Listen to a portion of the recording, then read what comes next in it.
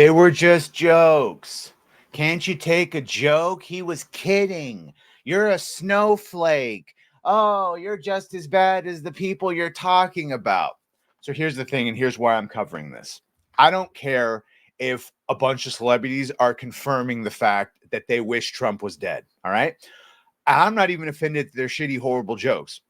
What I'm offended by is the hypocrisy that these people, these celebrities, walk around self-righteous and acting like they are perfect beings who are not monsters and who have nothing but happy, joy thoughts, and that we are all toxic, evil, bigot Yahtzees. You see where I'm going with this? They're guilty of the things that they've been accusing all of us. They're actual monsters that condone violence on the inside. Let's just see.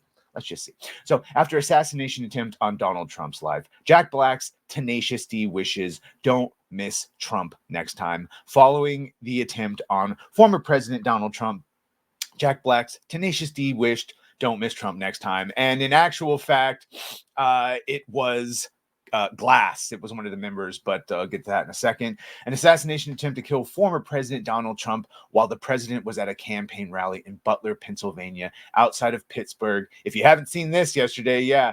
And however, he did, of course, hit former police chief Corey Comparatori, who used his body to shield his wife and daughter. We talked about that, and you won't be to hear it.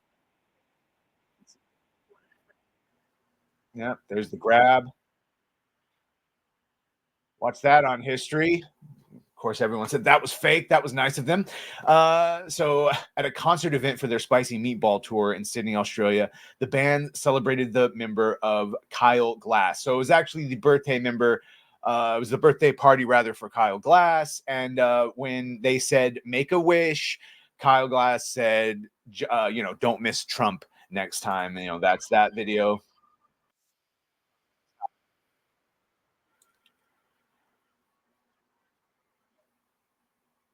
I know you can't hear it, but just to show you that he says it, and it's fine. They are. This is not technically Jack Black. It's Jack Black's Tenacious D, and in this case, Kyle Glass. It's just more par for the course. And here we go. Less than a month ago, Black endorsed President Joe Biden, saying, "When democracy is at stake, Jack Black always answers the call." And of course, we truly see now what is at stake here and who is willing to do what. Yes, showed up with his flag overalls. Back in 2022, he spoke to Hill discussing the then upcoming midterm elections. Told the outlet, feels like it's going to be the end of the world if we don't get all on board and vote. Yeah, well, and that's what excuses them to do what we saw the other day or condone it. Yeah, and I was just feeling a little anxious about the upcoming election. It's so consequential. And I've been listening to my favorite podcasts and getting a little freaked out.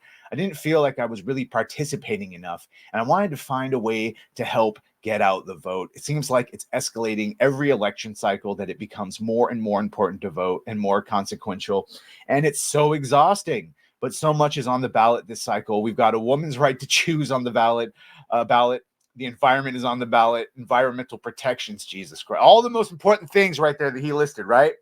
And not to mention democracy is on the ballot. I think we just saw the attempted assassination of democracy yesterday.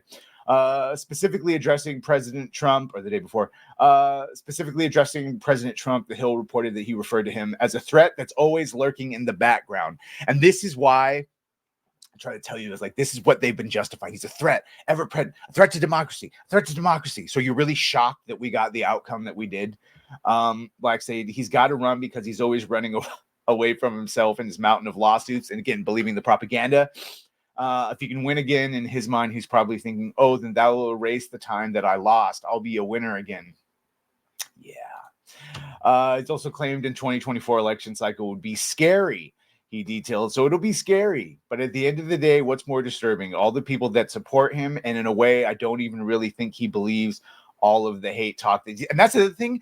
I would love if he could actually find one of the things when they say his hate speech, but it's not, because they're talking about out of context things where he's super specific about events and whatever, but they wouldn't actually know because they've never watched.